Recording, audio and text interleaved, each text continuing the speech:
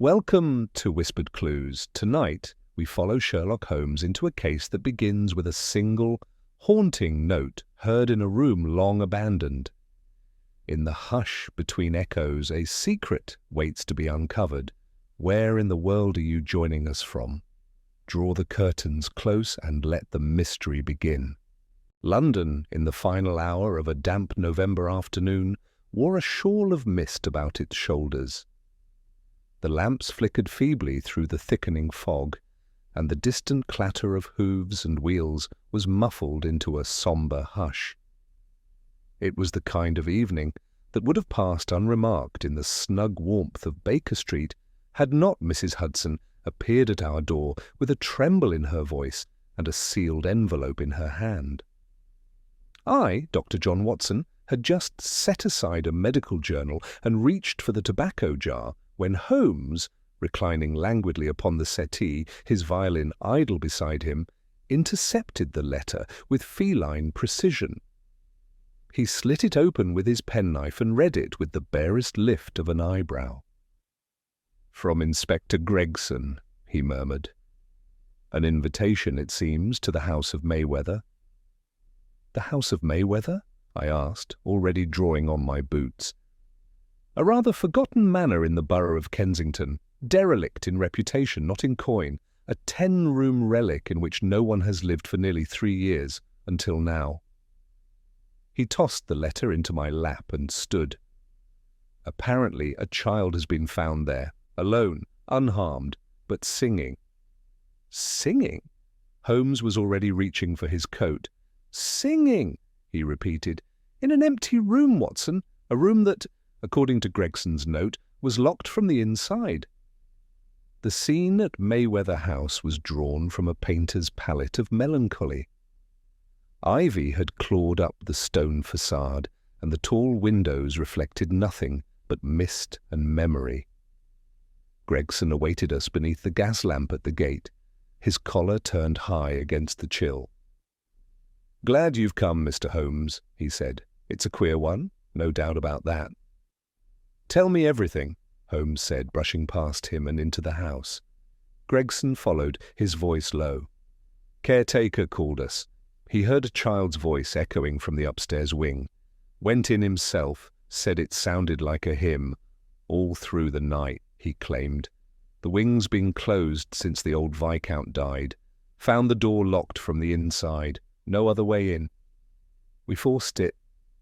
And there she was. A child. 7, maybe 8 years old, sitting cross-legged on the floor, eyes shut, singing, didn't stop until we spoke. Says her name is Lily. Says she lives here." "Intriguing," murmured Holmes. The room was bare except for a frayed rug and a broken rocking chair in the corner. Dust lay thick upon every surface, except for a cleared circle in the centre of the floor, where the girl had been found. She sat now on a cushion brought in by a constable, wrapped in a blanket, her hair in curls and her face pale as parchment. Her eyes, grey, intelligent, watched Holmes with serene curiosity. "Good evening, Miss Lily," Holmes said gently, kneeling before her. "I am Sherlock Holmes. May I ask how you came to be here?" "I live here," she said without hesitation. "Do you remember arriving today?" "I never left." Holmes' eyes narrowed just briefly. "And where are your parents?" She looked down. "They're not here anymore." I exchanged a glance with Gregson. Holmes, however, was already pivoting to the walls, examining the skirting boards and corners with a small, magnifying lens. "Watson," he said without turning, "what do you observe?" The room was unremarkable at first glance, but then— "The windows are latched from within," I noted. "No footprints in the dust save for a few, her size it would seem, and the constable's. No candle stubs, no fireplace ash, no food, no water. No suitcase," added Holmes. "And yet she appears well fed, recently washed and calm. Quite the contradiction." Lily's voice rang out then, faint and ethereal. "Sleep, my child, and peace attend thee all through the night." Holmes's face grew grim. He straightened and gestured us all outside. In the hallway he spoke in a whisper. "She was placed here recently, likely within the past 6 hours. But the door was locked," I protested. "Indeed, a fine lock, newer than the others in this house, and the dust on the hinge disturbed at the base. I dare say it was unscrewed, opened, and screwed back from the outside. An illusion of isolation." "But why the child?" I asked. Gregson rubbed the bridge of his nose. "No sign of forced entry to the rest of the house. We're still combing through the wings." "She claims to live here," Holmes said. "We must take her statement seriously, if only because someone went to considerable effort to make her presence appear inexplicable." Just then, another officer approached, holding out a folded note. "Found this in the kitchen, sir. It's recent. Ink still damp." Holmes took it and read aloud. "Forgive the child her song. The room remembers. She sings what was never forgotten." Back in the sitting room, Lily was humming again, her eyes closed. Holmes stood at the door for a long moment, his silhouette tall against the gaslight beyond. "This case," he said softly, "has nothing to do with a child's lullaby. It begins with memory, Watson, and ends, I suspect, with something far more calculated." He stepped inside and closed the door behind him. Holmes did not emerge from the sitting room for nearly 15 minutes. I stood with Gregson near the staircase, the two of us wrapped in silence, except for the occasional creak of the ancient banisters and the muffled voice of a constable barking directions from below. Gregson's foot tapped restlessly on the stone tile, while I occupied myself by studying the hallway's architectural features: high arched ceilings, faded damask wallpaper, and sconces that had not borne flame in years. Though the house bore an air of cold grandeur, something about it felt arrested in time, as if it waited not for renovation, but resurrection. When Holmes finally emerged, his expression was unreadable. He drew the door closed behind him and walked toward us with hands clasped behind his back, as if he were pacing out deductions upon the floorboards of his mind. "She sings from memory," he said. "Not merely a tune, but entire stanzas, precise inflection, pitch near perfect." I nodded. "The hymn is familiar, a lullaby, often Welsh." "Indeed, and one not likely to be known by a child of her age unless taught." Holmes's gaze shifted toward the second-floor landing. "The acoustics of this house amplify certain frequencies. Her voice, even sung softly, would carry down through the atrium and into the caretaker's quarters. Which leads us to ask, why choose that room?" I followed his gaze. "It's the furthest from the front, the most remote." "Precisely. Whoever placed her there desired theatrical effect, the mystery of sound without sight. Ghost stories begin with such artifice." Gregson cleared his throat. "You think it was meant to spook the caretaker?" "To intrigue someone," Holmes replied, then added dryly, "and perhaps to impress Scotland Yard with the appearance of the uncanny." He produced the folded note from his coat and held it before Gregson. This was not scribbled in haste. Observe the careful penmanship, the deliberate turn of phrase. "The room remembers," hardly the words of a panicked parent or desperate fugitive. And this is a message for an audience. Gregson sighed. "So we've been invited to a performance?" "Exactly," said Holmes. "And we must determine whether we're intended as participants or merely spectators." We ascended the main staircase to inspect the other rooms on the upper floor. The child had been found in the east wing, a corridor sealed off by a heavy oak door that bore marks of recent handling. Holmes paused at it, inspecting the latch. "Newly oiled," he noted. "Unusual for a wing supposedly untouched in years." The corridor beyond was narrow, lined with faded portraits and closed doors. The air was cold, the kind that lingered in places long undisturbed. Holmes stopped at each door in turn, opening them carefully, his sharp eyes sweeping across dust patterns, furniture arrangement, and traces on the floor. In the fourth room, he lingered. It was a nursery. The wallpaper, though peeled at the edges, bore illustrations of lambs and cherubs. A cradle stood near the window, and a wooden mobile, painted stars and moons faded with time, hung motionless above it. "There's something unsettling about a nursery left intact," I murmured. Holmes nodded. "Because time should have disturbed it. Instead, it has been preserved, intentionally." He knelt beside the cradle, brushing his hand along its curved rail. "Recently cleaned. Yet the floor beneath it bears no scuff marks. It was not moved to clean around. Only its surface was dusted." "That door suggests someone wanted it to appear unused," I said. "Or untouched by time," Holmes corrected. "Another illusion, the preservation of innocence. A symbol, Watson, much like the child herself." I stepped to the window, peering down. "You said earlier the room had only one point of entry."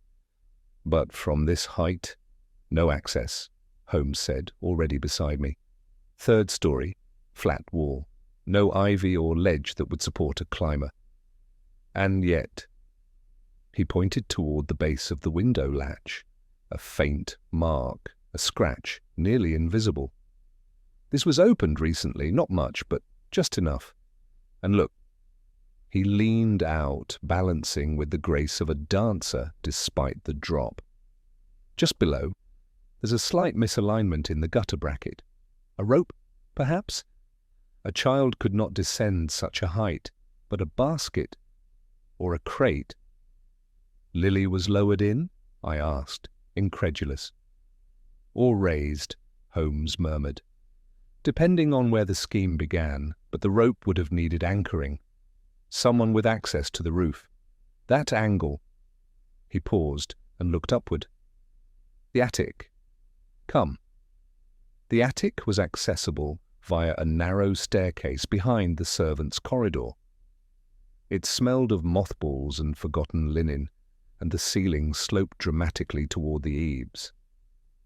Holmes lit a lantern and passed it to me before kneeling beside a shuttered window. He flung it open. "There," he said, "directly above the nursery window. Note the sturdy beam across the sill. Perfect anchor point." He reached down and retrieved a coarse fibre from the sill edge. "Hemp rope," he confirmed. "Cut recently." "So she was placed there," I said. Holmes rose, his face gleaming with a mix of excitement and concern. "Watson, we are dealing with an orchestrated deception, one precise in its staging and peculiar in its intent. A child placed in a locked room, a note quoting memory and forgiveness. A hymn of peace in a house associated with death and vacancy, and all of it utterly void of logic unless—" He trailed off. "Unless," I prompted. Holmes turned slowly toward the back of the attic, where a low door, barely more than a crawl space, sat slightly ajar. "There's more to this house," he said, "and whoever brought Lily here may still be inside it." The door within the attic wall looked scarcely large enough for a grown man to pass through, and yet Holmes studied it with the keenness of a predator scenting prey. The hinges were modern, gleaming faintly in the lamplight, recent additions, perhaps weeks old.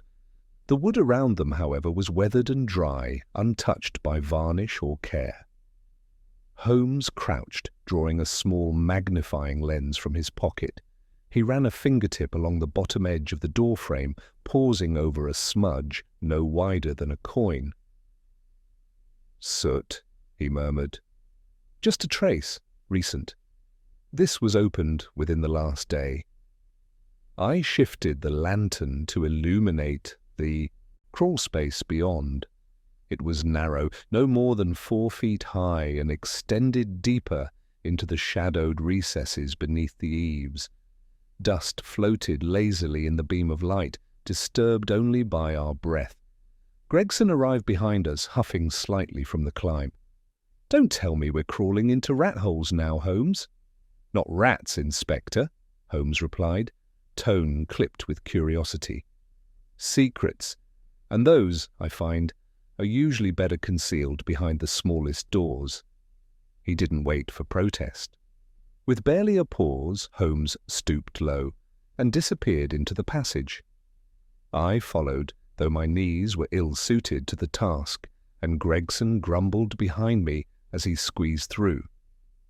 The crawl space curved sharply after 10 feet, opening into a pocket-sized chamber beneath the highest point of the roof. It was utterly silent, save for the rustle of old insulation and the distant toll of a clock tower striking 8. The walls were lined with faded shelves, child-sized books, a cracked porcelain doll, and a collection of framed photographs, their glass fogged with age. Holmes rose to a crouch and examined the nearest shelf. "These belonged to a child once," he said, "but not to Lily. This dust is years thick. No small hands have touched these things in a long time." "Then why the fresh soot?" I asked, glancing about the tiny room.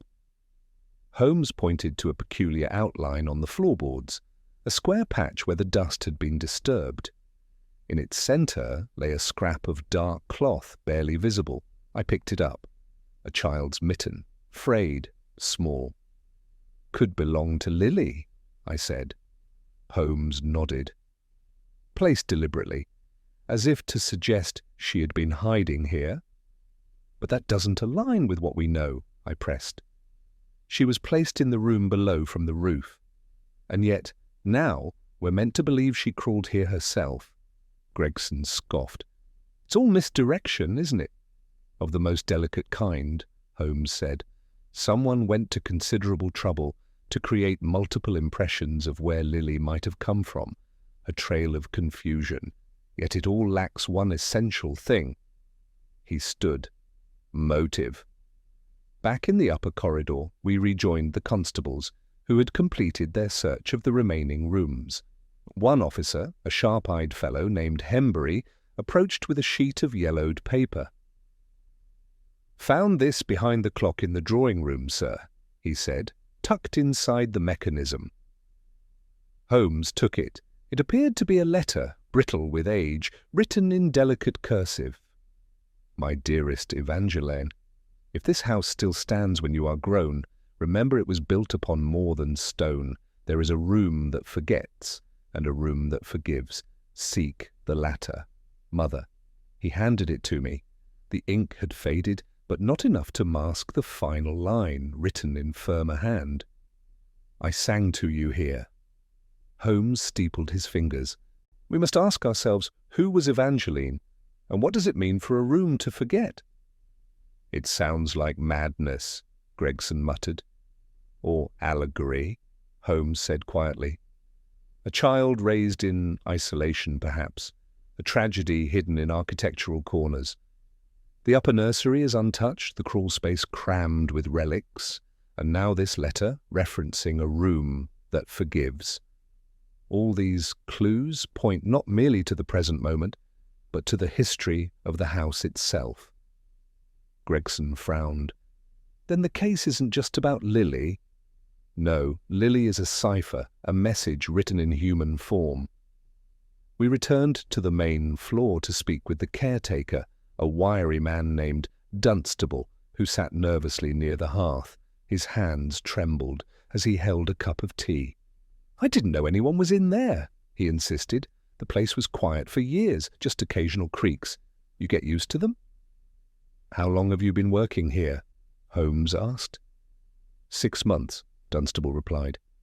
"Hired by the legal trust that manages the estate. The Viscount had no heirs, far as I know." "No visitors?" "None, just me. I sweep the rooms once a fortnight, never touch the upstairs wing." "Was told not to. Legal restriction, they said."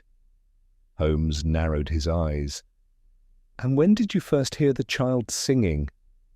"3 nights ago. Thought I was imagining it. It was faint, like from inside a dream." "Yet you only reported it today." Dunstable flushed. "Didn't want to look like a fool, sir, but it got louder last night. I couldn't sleep." Holmes nodded thoughtfully. "One last thing, Mr. Dunstable. Have you ever heard the name Evangeline in this house?"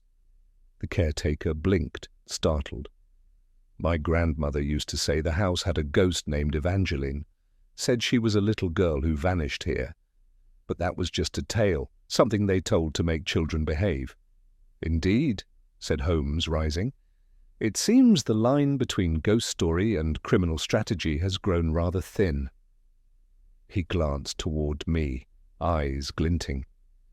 "We must dig into the deeds of this house, Watson. There is a story buried beneath its floorboards."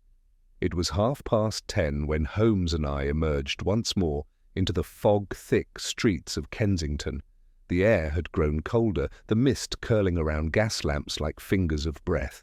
Yet Holmes strode with purpose, his stride long and swift, as we approached a hansom cab waiting under the dim glow of a street lantern. "To Somerset House," he ordered crisply once we were seated. "You intend to search the land records tonight?" I asked, wrapping my coat tighter around me. "Tonight, Watson.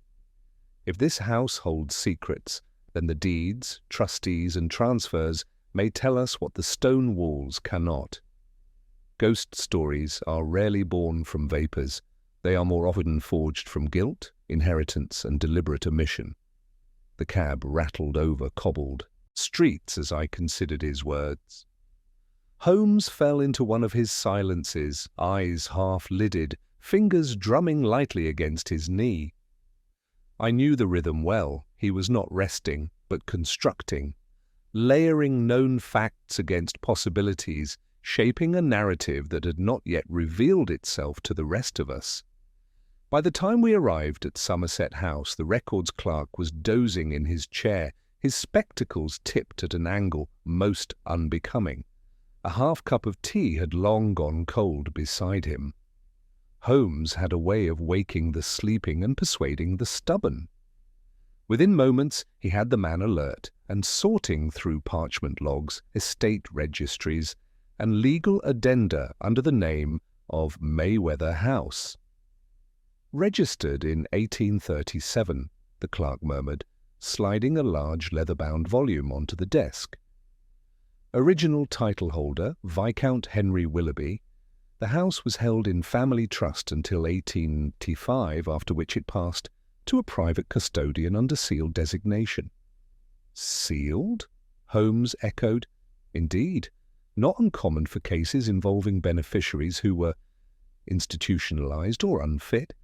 The legal guardian named here is an Edwin Hargrave, solicitor of Chancery Lane." Holmes turned to me. "We will visit him in the morning?" He resumed flipping pages, his gloved fingers pausing on a sub-entry. "Evangeline Willoughby," he read. "Born 1881, listed as ward of the estate. Last notation, removed to care facility. Name redacted by court order, 1889. "That would make her 8 years old," I said, brows furrowing. "The same age as Lily." Holmes tapped the parchment. "And here, Watson, note the initials appended to the transfer clause, ECH. An heir? Possibly, or someone who claimed to be. The letter C might suggest a different branch of the family. Or—" He trailed off, his gaze fixed on a wax crest pressed beside the notation. It was faint but distinctive, a weeping willow above a low stone bench.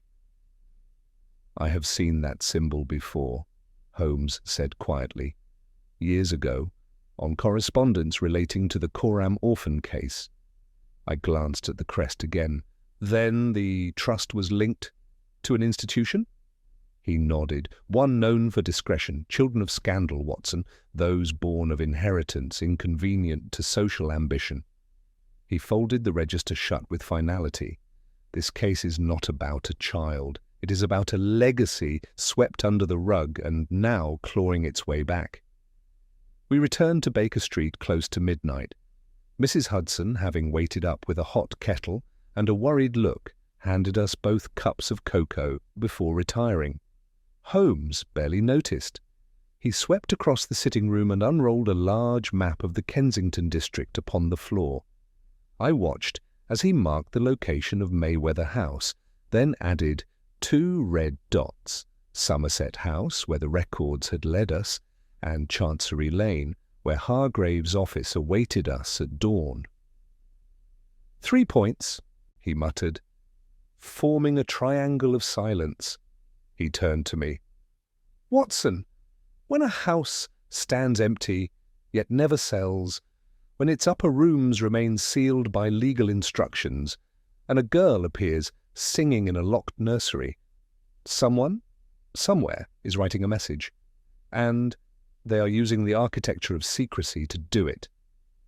I sipped the cocoa, watching him pace. And Lily?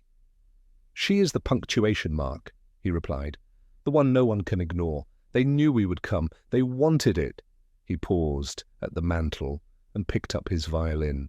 But now they must wonder what happens when the recipient of the message reads between the lines. The next morning dawned grey and thin with frost. We arrived at Hargrave and Penn Solicitors just after the doors were unlocked. The firm occupied a narrow suite on Chancery Lane, its wood panelling dark with age and its shelves stacked with ledgers bound in green and blue. Mr. Edwin Hargrave was a man in his late 60s, white-bearded and buttoned up like a winter clock. He greeted Holmes politely but warily. "I don't discuss former clients without due process, Mr. Holmes, especially when the records pertain to minors." Holmes leaned forward slightly. "Then allow me to propose a theoretical. Suppose a house, entrusted to your care, is used to conceal a child, not in legal fosterage but in deliberate isolation. Suppose a note appears, cryptic, poetic, and a girl sings a lullaby not heard since the year 1889. Would you still call this a private matter?" Hargrave stiffened. "If this is about Mayweather House—" "It is," Holmes said plainly. "We found Lily there, alone, in a sealed room, with access only a spider could manage without assistance." The solicitor's face paled.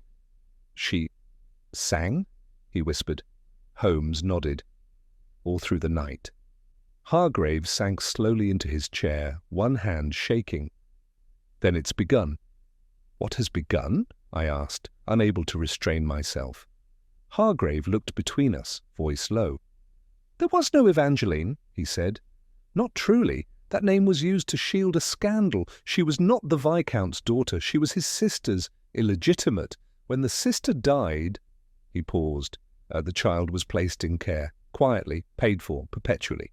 The estate was held in trust to ensure she never returned. "And now she has," Holmes said. Hargrave looked at him. "No, she died years ago.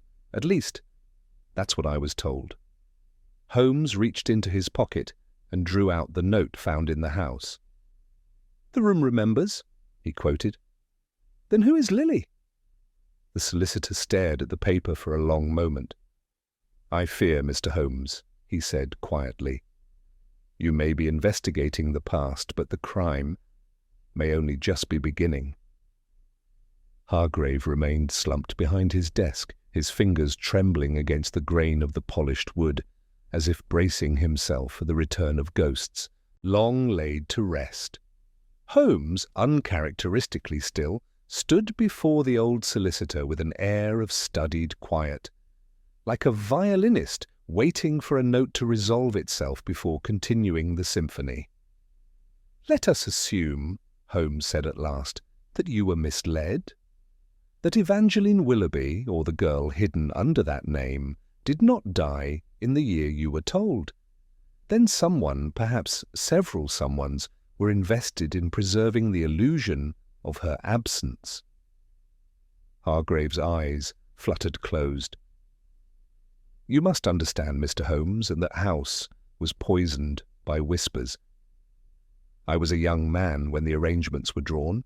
The Viscount's sister, Agnes, was scarcely spoken of except to explain her sudden departure from London society in 1880. Her return, quiet, pale, and with child, was managed with the utmost discretion. The child was inconvenient, and so arrangements were made. To conceal her existence, I said. To ensure it never became public knowledge, Hargrave corrected bitterly. Money was paid regularly. The name Evangeline appeared only in my ledgers and the court's closed records. I never met the girl, but I know the payments stopped in 1896. The trustee, Edwin Cornelius Harcourt, signed the dissolution. Holmes raised an eyebrow. The ECH from the estate files. Correct.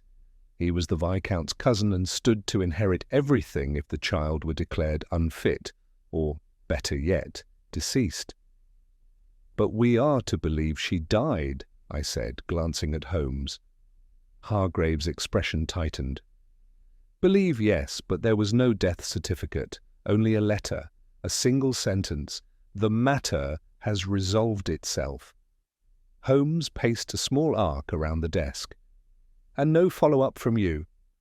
I was young, Hargrave said again, voice weary, and Harcourt was persuasive. He said she had been ill, that it was better not to draw attention. And yet here we are, Holmes said. A girl appears in Mayweather House, a hymn sung that no modern child would know, a note signed in the manner of a ghost, and a house sealed to all but those who hold the key. He stopped pacing and faced the solicitor.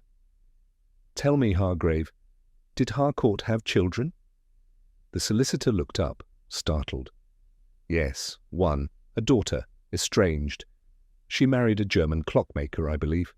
Took his name and left England shortly before the turn of the century. Why? Holmes did not answer. Instead, he turned on his heel. Come, Watson. We must pay a visit to an archivist more obsessed with birth and baptism than law and ledgers. St. Martin's Parish Registry was a squat stone building, half swallowed by a row of newer houses and long forgotten by all but the curious and the devout. It was staffed by a single man, Mr. Armitage, whose spectacles were as thick as the registers he kept, and whose demeanour suggested that questions were a form of sin. Still, Holmes had a way of convincing the most reluctant, and within 10 minutes we were seated at a narrow desk, surrounded by towering stacks of records. The year 1881, the month of September. Here, Holmes said, drawing a volume forward. His finger traced a name in the careful hand of a vicar long gone. Evangeline A. Willoughby, baptized September 21st. No father listed. Mother, Agnes Willoughby. And here, he turned the page, is a margin note in faded ink. Child recorded by special request. Residence unspecified. Vicar requested confidentiality. Holmes tapped it gently.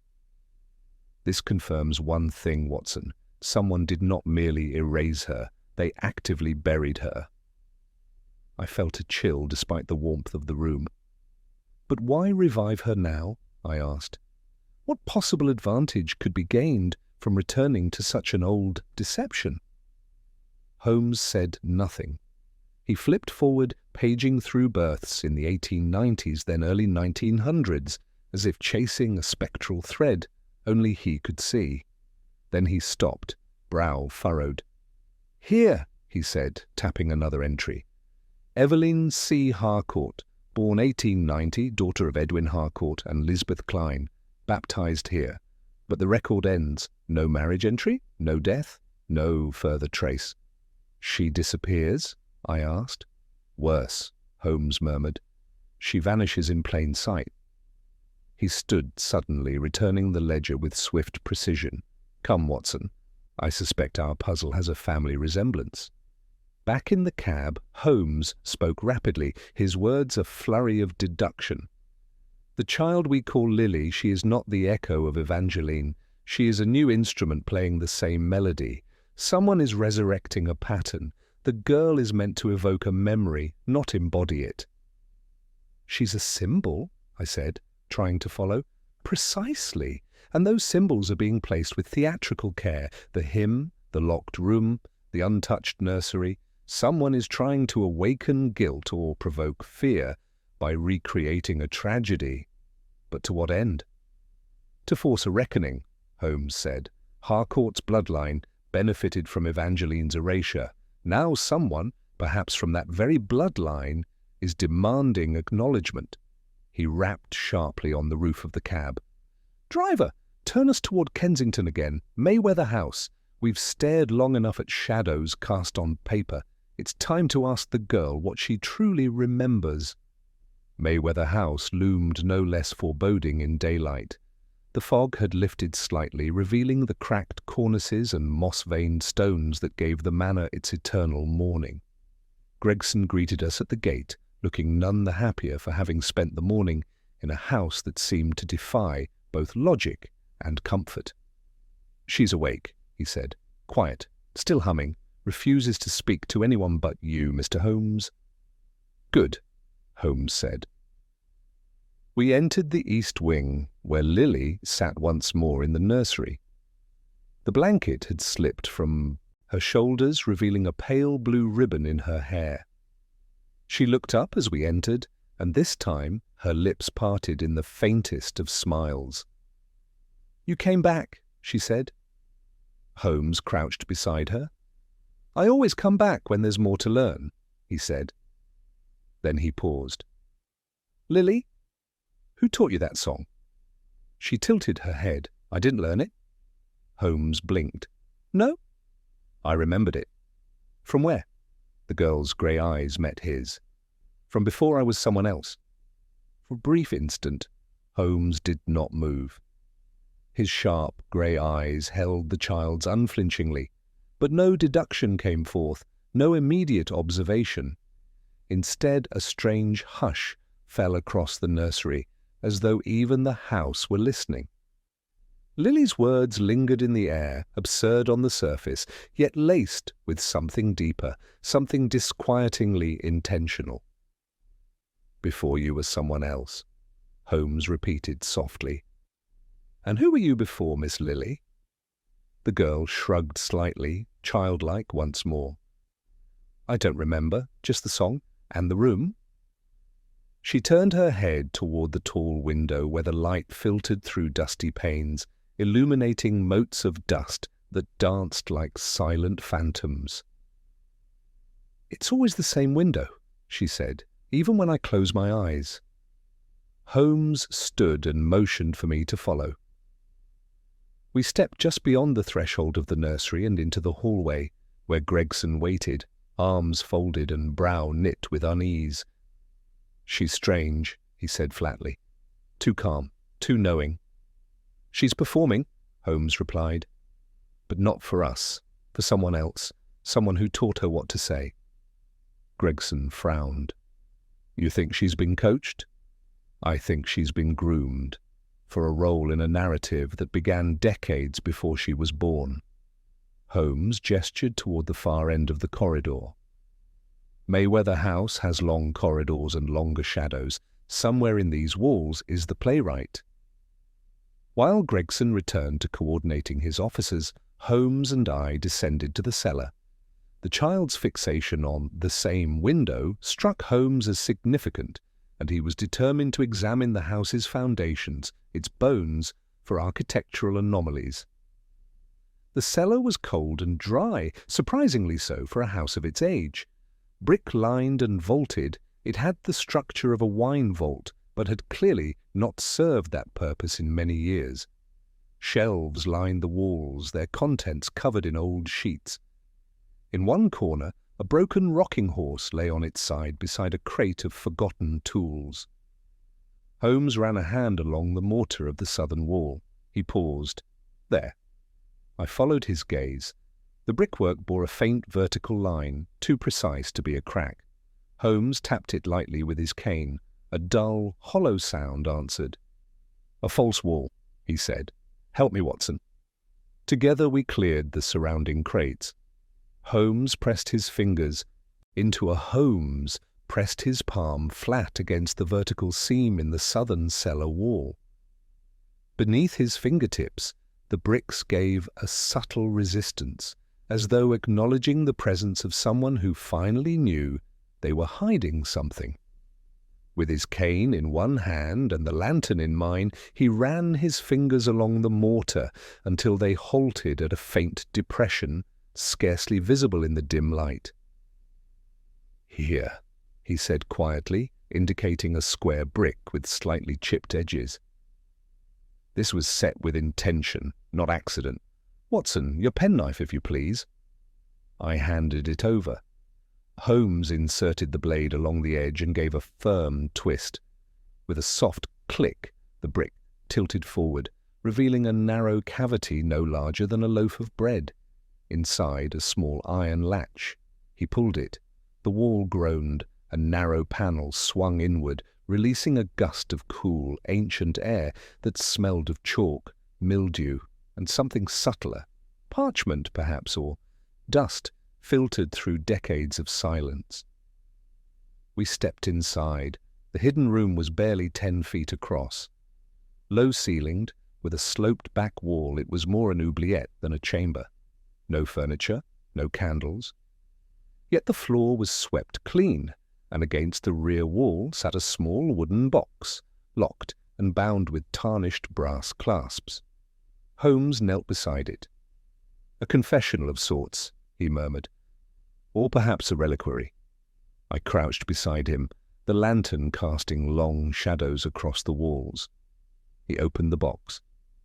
Inside there were 3 objects: a photograph, a hairbrush, and a folded sheet of heavy, creamy paper bearing a single line. "Evangeline is not a ghost. She is the debt they thought forgotten." Holmes studied each item in turn. The photograph was old, sepia-toned. A young woman in profile, her expression solemn but composed, stood beside a wrought-iron fence with ivy curling at its base. Her hair was pinned in a loose chignon, and she wore a brooch, oval, ivory-coloured, with an engraving too faint to make out. Tucked in the bottom corner of the photograph was a name written in pencil. A.W. "Agnes Willoughby," Holmes said, "and this must be her." The hairbrush was ornate, silver-backed, with initials etched in the handle. E.W. The bristles were dark, though age had robbed them of gloss. "Evangeline's," I said. Holmes nodded, then turned his attention to the note. The handwriting matched the letter found behind the drawing-room clock, elegant and steady, neither rushed nor panicked, deliberate. He stood. "This is a shrine, Watson, not to grief, but to injustice. Someone preserved these remnants not for memory, but for reckoning." "And Lily?" I asked. "Where does she fit into this?" "That," Holmes said, "is the question they want us to ask." We sealed the hidden panel once more, marking its outline discreetly in chalk for future reference. As we ascended the cellar stairs, Holmes's posture remained taut, his expression unreadable. Back on the ground floor, Gregson intercepted us with an envelope. This just arrived by courier, no name, addressed simply to the one who listens. Holmes took it without a word. He opened the flap with a practiced motion and extracted the contents, a single page bearing 6 lines of verse. She sings because they silenced her. She remembers what they erased. A house is not empty when it holds breath. A room is not closed if one still sees through it. The child is not lost, only unclaimed. And justice waits beneath lullabies.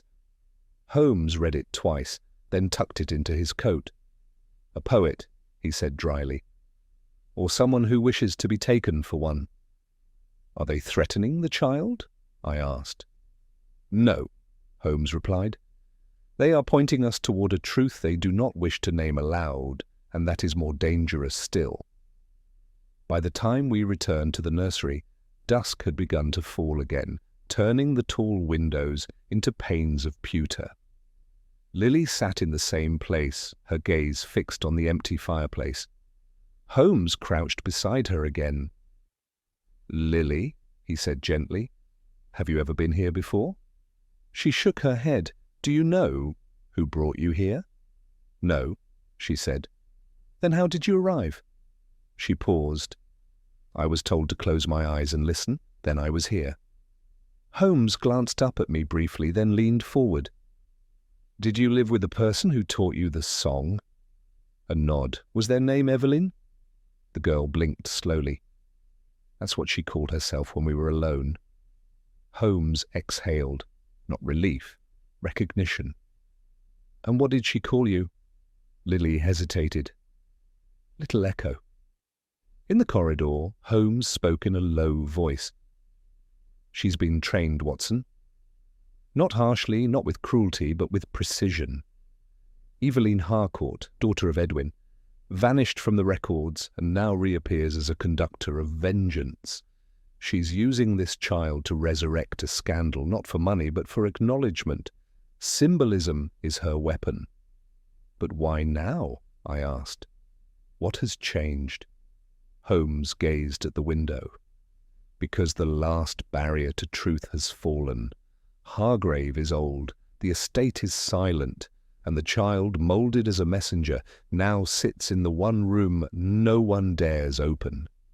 He turned toward the door.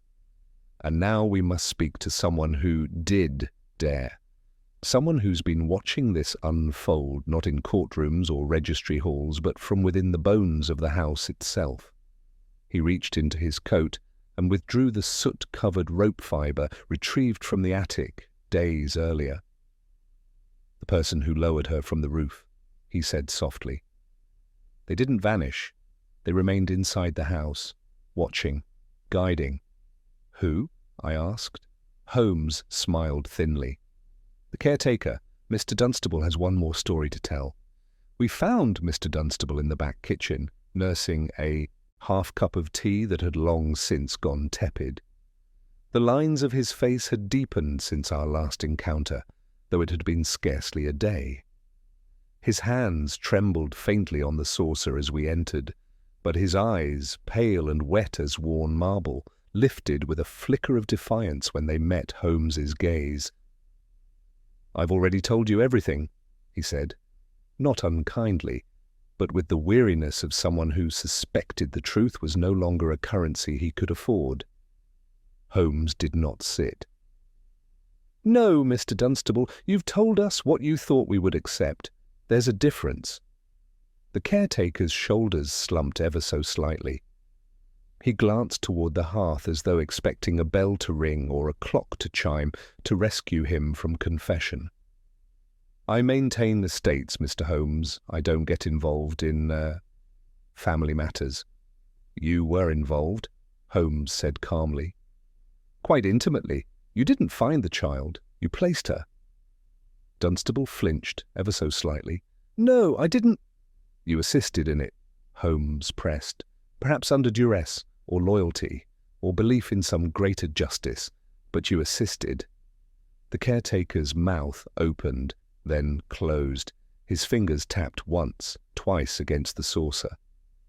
"I was asked," he said at last, "not told." "By whom?"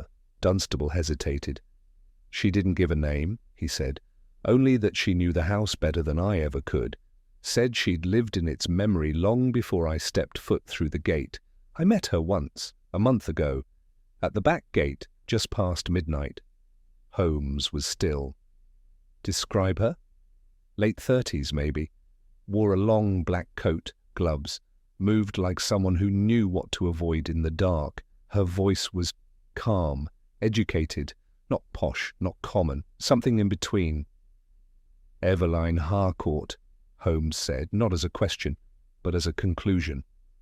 "She never said," Dunstable whispered, "but she told me this house had something to say, something it had been forbidden to speak, and that I could help it speak again."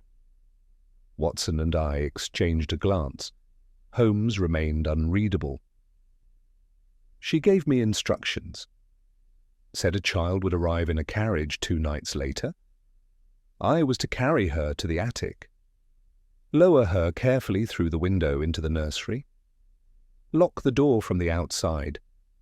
She'd prepared the frame to make it appear sealed. "You installed the new lock?" I asked. Dunstable nodded, ashamed. I told myself it was only for a day, that the girl would be safe.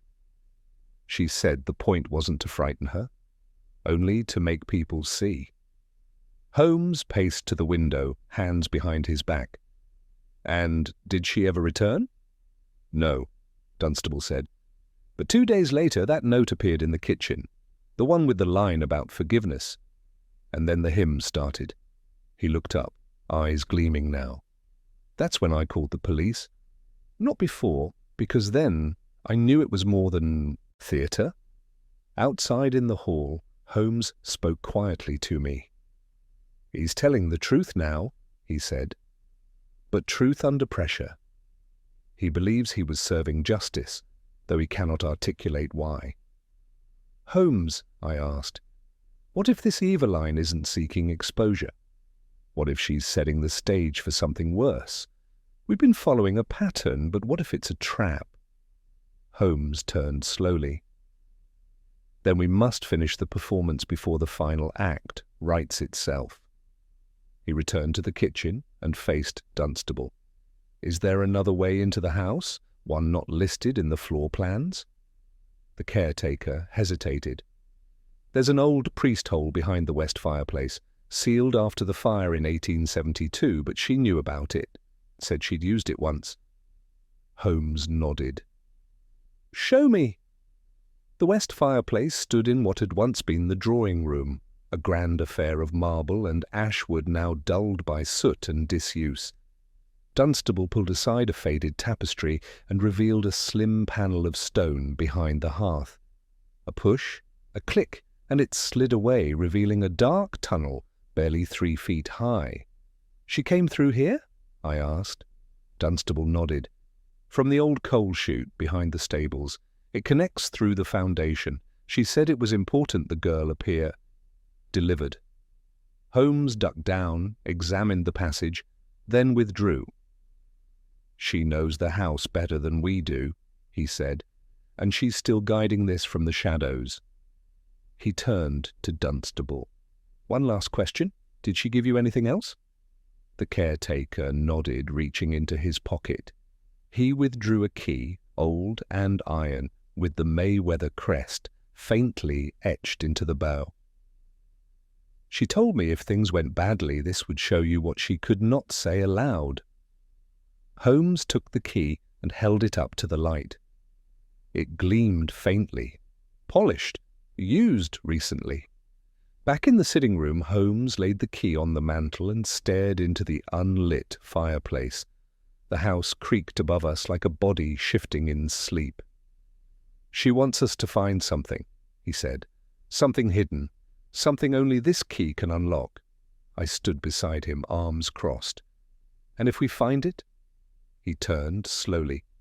"Then the ghost will speak its name at last." At that moment, a constable entered the room. His face was pale, eyes wide. "Sir, Mr. Holmes, we've had a break-in." Holmes spun toward him. "Where?"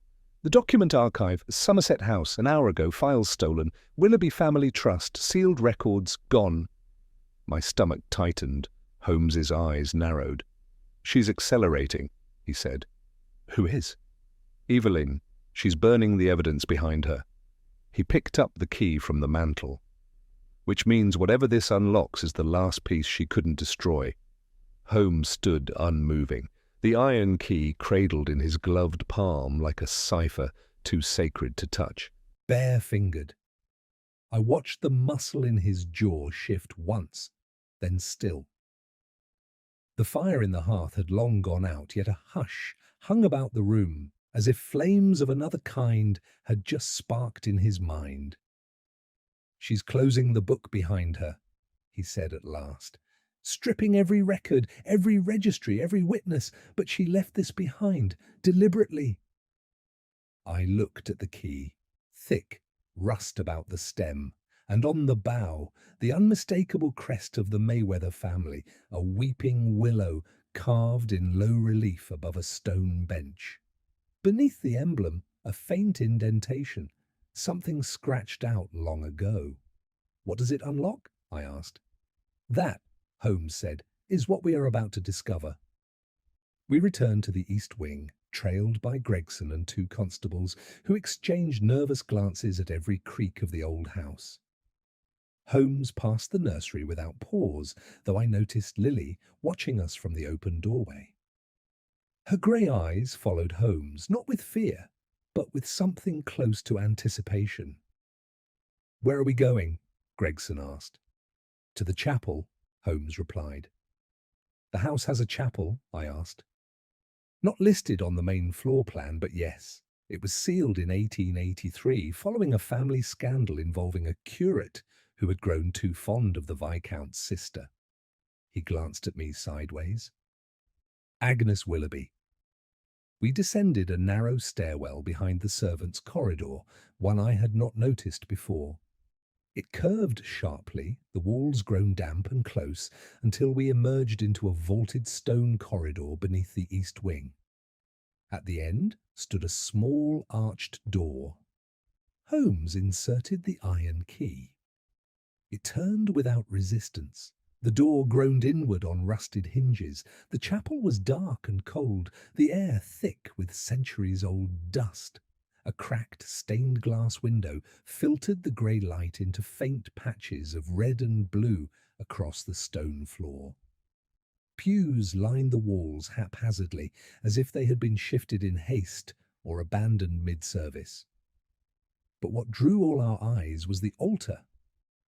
It was not like any I had seen before. Constructed of blackwood, it had been stripped of ornamentation. The cross that once stood upon it now lay shattered in the corner. And above the altar, nailed into the stone wall, was a plaque that bore no inscription, only a series of notches like tally marks carved deeply into the surface. Holmes stepped forward. "This was not just a chapel," he said. "It was a private sanctuary, or a prison." Gregson cleared his throat. "You think someone was kept down here?" "No," Holmes said, "but someone came here, often, repeatedly, and left a mark each time." He examined the floor behind the altar. There, half covered in debris, lay a wooden chest, small, locked, and banded with iron. "Bring me the key again," Holmes said. I handed it over. It fit the chest perfectly. Inside, a bundle of letters bound with faded ribbon, a pocket-sized ledger, and, at the bottom, a small, ivory-handled knife. Holmes lifted the ledger. He opened the cover and read aloud. "Evangeline, let them forget, but I will not." He turned the pages slowly. Each entry bore a date and a short line, some fragmentary, some entire paragraphs. The writing grew increasingly erratic, but the hand remained the same. "She came here," Holmes murmured. "Agnes, again and again, and wrote these entries long after she had been sequestered. She knew she was being silenced. This was her refuge." He passed me the final page. It was written in a trembling hand. "She is gone. They took her from me, told me she died, but I do not believe it. My sister said nothing, my cousin said less, and the priest only wept. If you find this, know that she had a name. Evangeline, she had a name." The knife at the bottom of the chest gleamed faintly in the light. Holmes did not touch it. "A mother's relic," he said. "Not for violence, but for remembrance." We stood for a long moment in the chapel. No one spoke. Even Gregson, usually brusque in silence, seemed oddly subdued. Holmes placed the ledger back into the chest with reverence and closed the lid. "She's recreating this story," I said quietly. "Evelyn, she wants it known, and she's using Lily to echo the girl they erased." Holmes nodded. "But it's more than just a message. It's leverage. She's waited years to gather the pieces. Now she is deploying them, carefully, symbolically, and, most likely, toward a specific end, which is, Holmes looked at me, to unmake the lie by embodying the truth. Back in the nursery, Holmes approached Lily. She looked up from the hearth, where she had begun to hum again, but stopped when he entered. He knelt beside her. "Do you know where she is?" he asked. The girl nodded. "She watches from the garden sometimes, from the gate." "Do you speak with her?" "Not with words." He studied her. "Would you go to her, if I asked?" Lily looked at him for a long moment.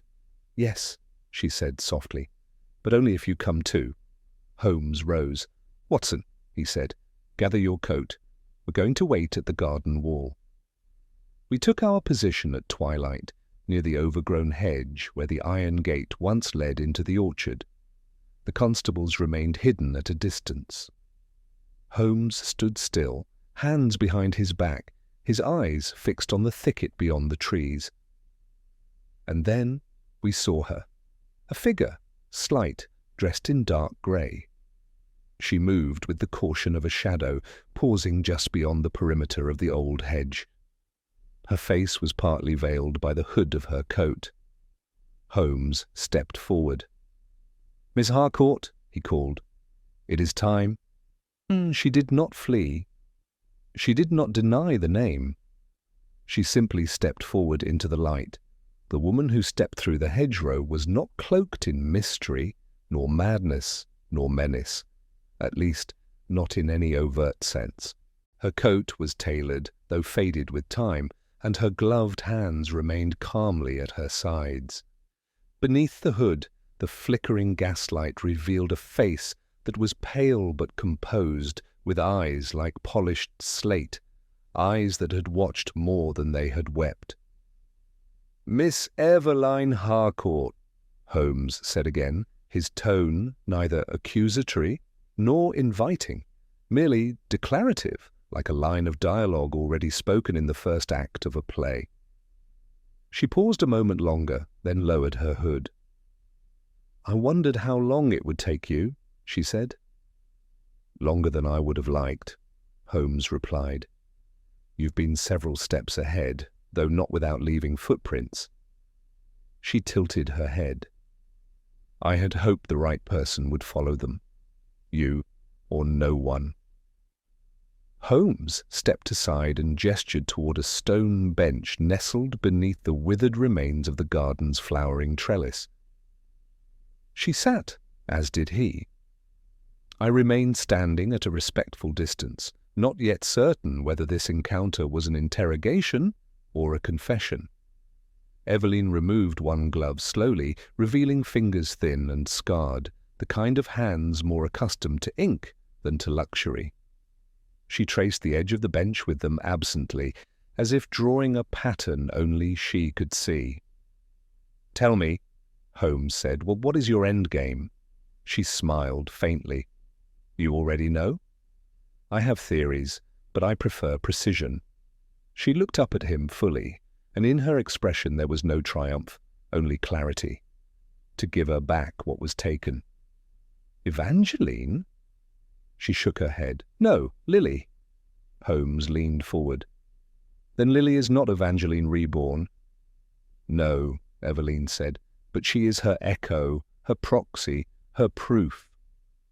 A pause settled between them like a held breath. "You see," Eveline continued, "my grandmother, Agnes, never recovered. Not from what they did. They told her the child had been moved for care, for protection, that it was better she not see her again. And then silence. A silence purchased in quarterly payments. My father kept the trust alive, but the shame, he fed on it, buried it, raised me far from it." She looked toward the house, its silhouette black against the gaslit haze. "When I came of age, I found letters, not many, just enough. One from Agnes, one from the curate who vanished, and one from the woman who cared for Evangeline for a time. They all said the same thing, that the child was not dead, but gone, hidden." "Where?" Holmes asked. "I still don't know," she said. "I searched for years. But every trail led to closed records or sealed graves, till I found the photograph, the hairbrush, the ledger in the chapel." "You broke into the house before Dunstable arrived," Holmes said. "Yes," she said simply. "Twice. I mapped it, documented it, and then I began planning to bring Lily in. She was born to a distant cousin of mine. The mother died. The father had no interest in raising her. I took her in." "Adopted?" "No, I never signed a paper. That would have made her visible." Holmes tapped the arm of the bench. "And so you raised her in secret, instructed her in memory she did not live, groomed her to become the ghost." "I gave her the pieces," Eveline said. "She assembled the rest." I stepped forward. "And what now?" I asked. "You've made your point. The story is known, the silence broken, but there's a child at the centre of this theatre. What becomes of her?" Eveline looked at me. "What became of Evangeline?" "She was erased," I said. "And Lily," Holmes answered for me, "is not a ghost, but a girl who deserves a life unburdened by vengeance." Eveline nodded slowly. "Then help me, not to hide her, but to protect her from what comes next." Back at Baker Street later that night, Holmes sat motionless in the armchair by the window, pipe unlit in his mouth, as the coals in the grate cracked quietly. I poured 2 brandies and handed one to him. "She surrendered willingly," I said. "No lawyers, no resistance." "She got what she wanted," Holmes said. "You don't think she was insane?" He shook his head. "Obsessed, not mad. And her obsession was surgical." "And what of Lily?" "She will be placed in care, watched over by the state now that her existence is known. But I will ensure her placement is particular. She will not vanish as her predecessor did." Holmes tapped the key, now lying quietly on the mantel. "This opened more than a door, Watson. It opened an era of reckoning." I nodded slowly, then glanced at the small bundle of items Holmes had arranged on the table. The photograph of Agnes, the hymn sheet Lily had once folded and placed by the hearth, and the final note Eveline had left behind, delivered after her departure. They built a room to forget her. I built a child to remember. Outside, the fog thickened once more across London, wrapping the city in silence. But in one house, once empty, now remembered, a lullaby no longer echoed unheard. 2 mornings later, as the autumn fog once more blanketed Baker Street in its shrouded stillness, I found Holmes at his desk, hunched not over a case file or criminal dossier, but a sheet of fine parchment.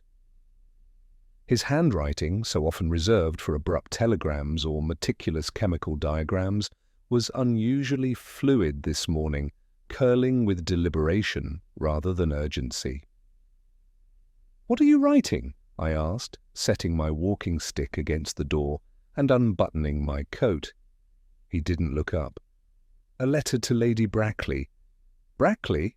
I don't recall the name in any recent society scandal." "That's because she changed it," Holmes replied. "From Evelyn Harcourt." I paused, absorbing the weight of the statement. "She left the country, then?"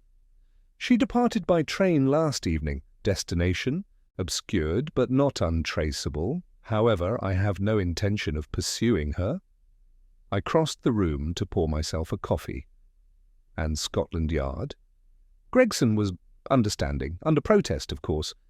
"Eveline left a full confession, but it was couched not in legal admission but in poetic defence." I raised an eyebrow. "And you allowed it?" Holmes finally looked up. "I allowed truth, Watson, not revenge. The girl is safe, the legend is broken, and for once, justice does not require a gallows."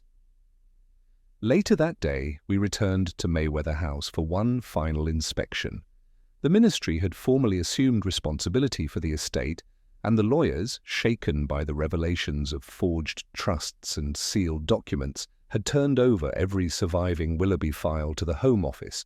But Holmes wasn't interested in paperwork. He wished to see the nursery one last time.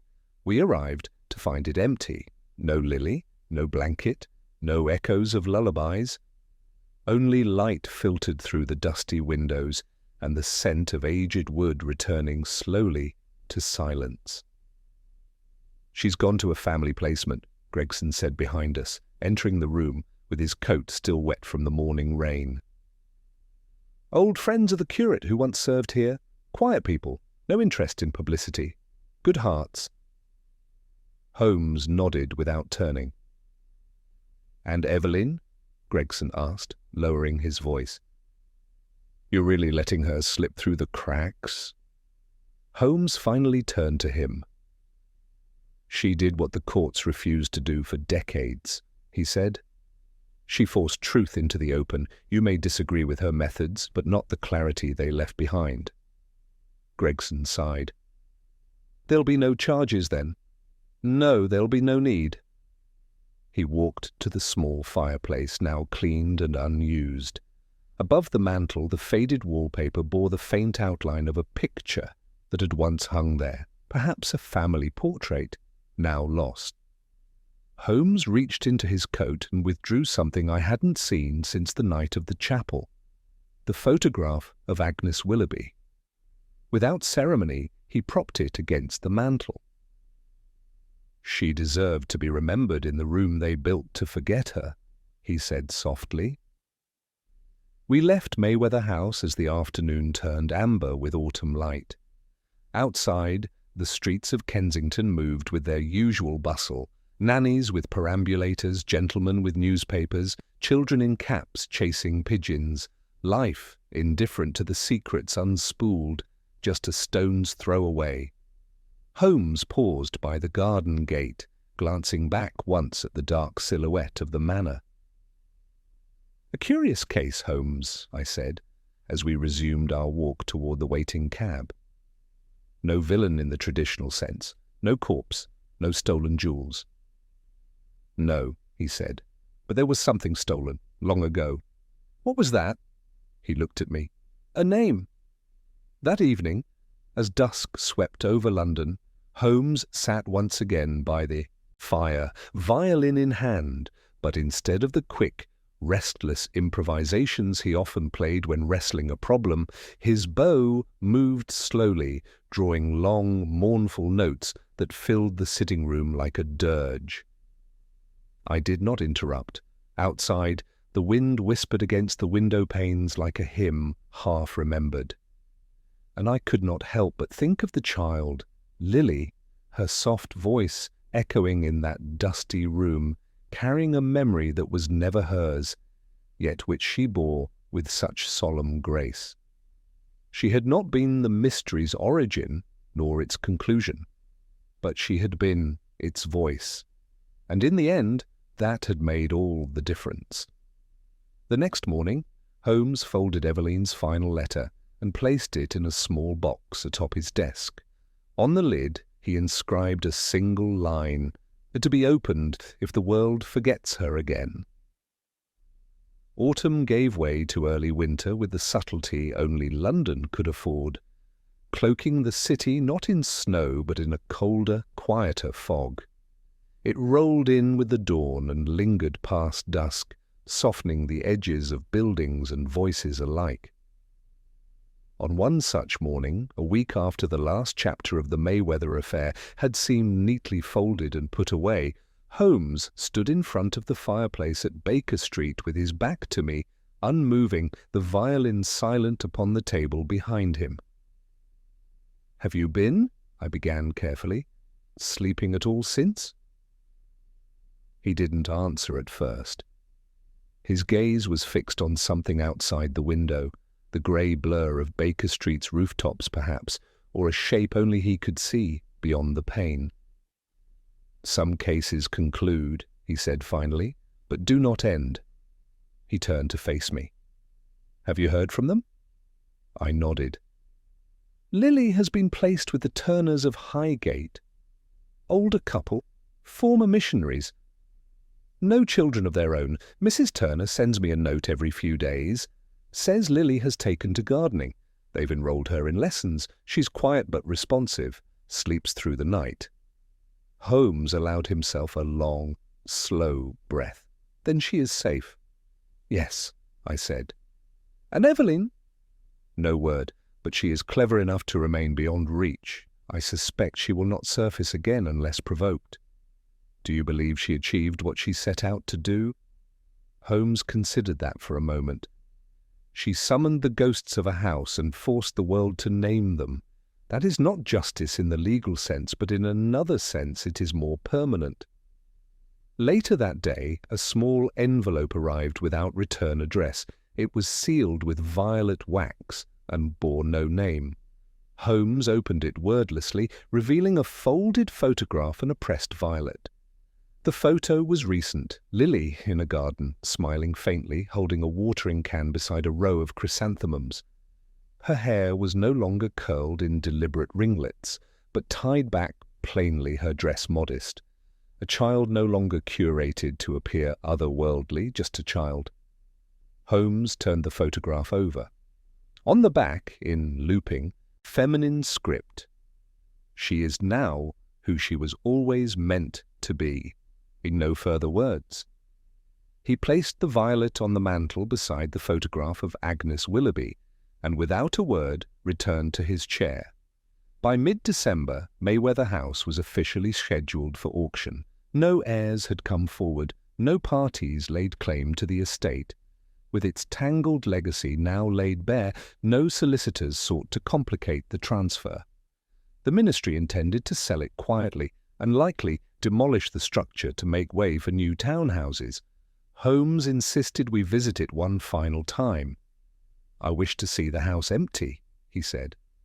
You've already seen it empty, I replied. No, Watson, I've seen it silenced. There's a difference. The house was indeed vacant, stripped of furniture, dusted and swept, windows opened for the first time in decades. The nursery, once so heavy with symbolism, now stood bare, the wallpaper curling in one corner. No blanket, no dolls, no song. We walked the corridor in silence. At the drawing room, Holmes paused. This was where the first note was found, he said, behind the clock. He touched the wall above the hearth and withdrew his hand slowly. She knew exactly how to direct attention, he continued. Every object placed, every letter timed. The girl, the hymn, the sealed door. It was a crime constructed like a poem. A crime? I asked. Holmes glanced sideways at me. In the sense that she manipulated everyone, police, caretakers, even us. But unlike most crimes, the outcome was not destruction. It was exposure.